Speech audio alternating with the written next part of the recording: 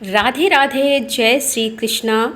इस मर्त संसार की अनित्यता को हम सब जानते हैं, लेकिन आश्चर्य की बात है कि फिर भी हम इससे आसक्त होते हैं। हमारे अनेक प्राचीन ग्रंथों, वेदों, पुराणों और उपनिषदों में बार बार इस बात की महत्ता को स्वीकार किया जाता है कि यह भौतिक संसार कष्टमय है, अस्थायी है, क्षणभंगुर है। लेकिन आश्चर्य की बात यह है कि हम फिर भी बार बार इस जन्म मृत्यु के चक्र में घूमते हुए इस भौतिक संसार में लौट कर आते हैं। क्या इससे मुक्ति का कोई उपाय है? और आखिर कब तक जन्म और मृत्यु रूपी इस विषमय चक्र में हम घूमते रहेंगे? क्या इसका कोई अंत है? जी हाँ, अंत है, और उसका सिर्फ एक ही द्वार है जिसके माध्यम से आप इस चक्र से बाहर निकल सकते हैं, और वह द्वार है परम भगवान श्री हरि की शुद्ध प्रेमामय भक्ति। भगवान श्री कृष्ण की भक्ति के द्वारा हम इस जन्म और मृत्यु रूपी संसार सागर से सदा सदा के लिए मुक्त हो सकते हैं। और इसीलिए इस क्षण भंगुर संसार में सार तत्व एक ही है, और वह है परम भगवान श्री हरि का आश्रय और उनके पवित्र नामों का जप, यानी कि हरे कृष्ण कृष्ण कृष्ण हरे हरे, हरे राम राम राम हरे हरे। प्रत्येक क्षण प्रतिदिन इस मंत्र का जप करना, स्मरण करना और चिंतन करना, यही एकमात्र ऐसी रज्जु है जो हमें इस भौतिक संसार से बाहर निकालकर परम उच्च आध्यात्मिक स्थान में नित्य रूप में स्थापित कर सकती है। इसी विचार के साथ चलिए आज की आश्विन मास कथा आरंभ करते हैं। इस कथा श्रृंखला में इस समय हम गरुड़ पुराण से भगवान श्री कृष्ण की वाणी में ऐसी दिव्य जानकारियां प्राप्त कर रहे हैं जिसके विषय में शायद हमने कभी नहीं सोचा था और ना ही सुना होगा।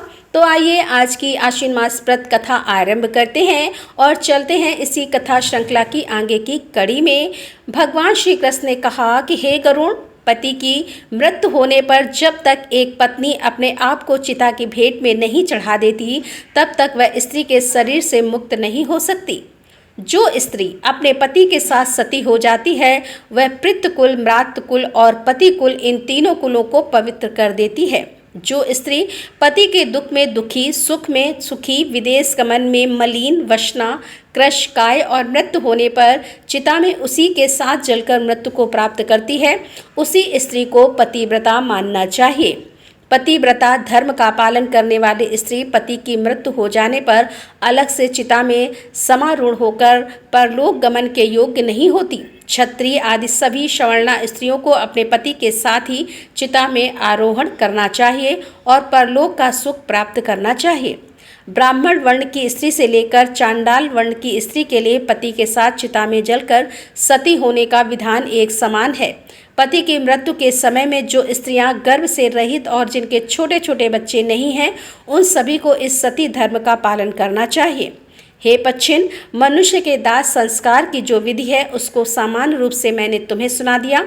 अब तुम और क्या सुनना चाहते हो? भगवान के इस प्रकार कहने पर गरुड़ जी ने कहा कि हे संसार के स्वामी, यदि प्रवास काल में पति की मृत्यु हो जाती है और उसकी अस्थियां भी स्त्री को प्राप्त नहीं होती, तो फिर उसका दाह संस्कार किस प्रकार करना चाहिए, यह बताने की कृपा करें।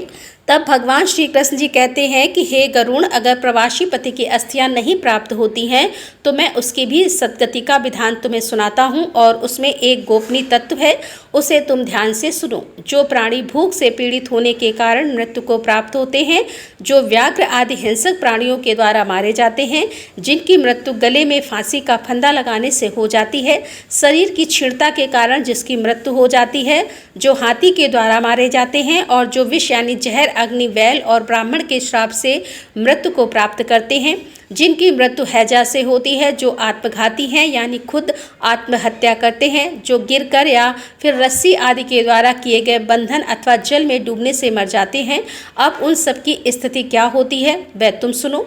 जो सर्प, व्याघ्र, श्रृंगधारी पशु, उपसर्ग यानी चेचक, पत्थर, जल, ब्राह्मण, जंगली हिंसक पशु, वृक्षपात और विद्युतपात से और लोहे से पर्वत पर से गिरने से या दीवाल के गिरने से, पहाड़ के खड़े कगार से, खाट या मध्य कक्ष में मृत्यु को प्राप्त होते हैं।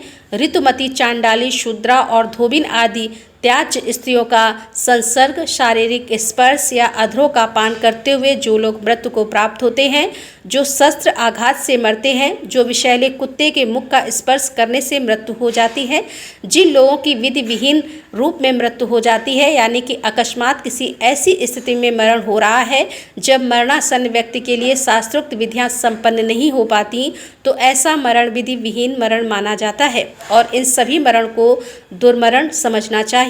उसी पाप से नरकों को भोग कर वे पुनः प्रेत तत्व को प्राप्त करते हैं।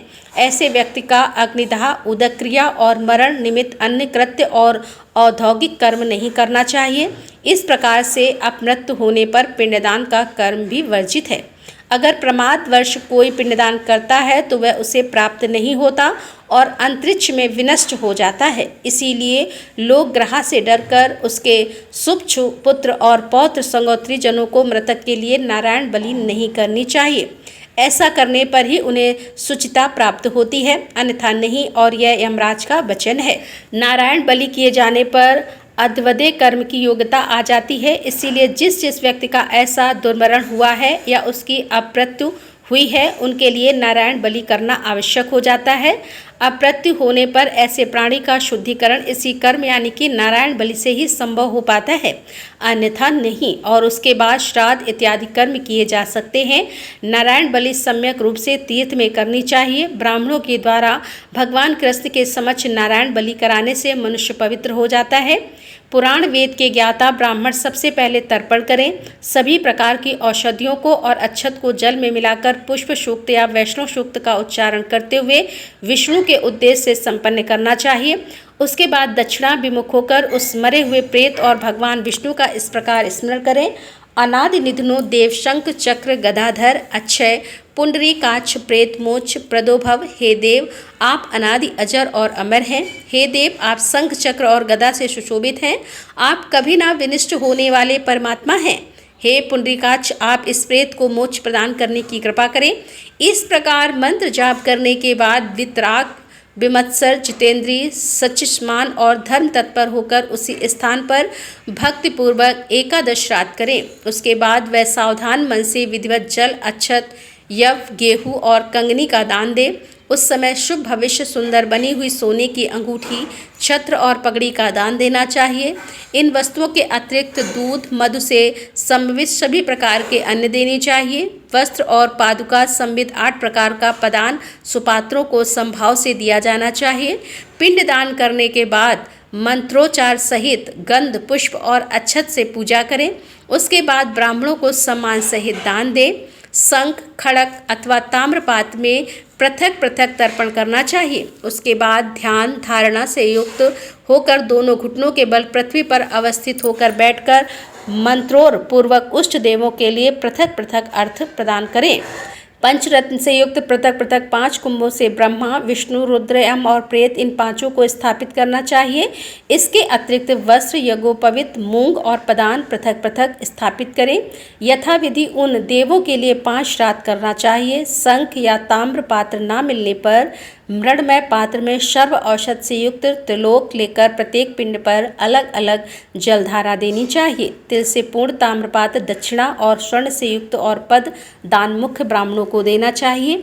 यम के लिए दक्षिणा सहित तिल और लोहे का दान देना चाहिए। विष्णुदेव के लिए यथाशक्ति विधि पूर्वक बलि प्रदान करने पर मृत्यु व्यक्ति का नरक लोक से उद्धार हो जाता है और उसमें कोई संचय नहीं है। इस प्रकार नारायण बलि की विधि बताकर विष्णु जो व्यक्ति सांप के डसने से मर जाते हैं उनके लिए क्या क्रिया करनी चाहिए उनके विषय में बताया, और वह हम सुनेंगे हमारी इसी आश्विन मास कथा श्रृंखला की आने वाली कड़ी में। उसे सुनने के लिए अगर अभी तक आपने चैनल को सब्सक्राइब नहीं किया है तो हमारे चैनल को सब्सक्राइब कर लें। हम आपसे मिलेंगे ऐसी ही आश्विन मास कथा श्रृंखला की अगली कड़ी के साथ कल प्रातःकाल। राधे राधे, जय श्री कृष्णा, हर हर महादेव, जय भोलेनाथ।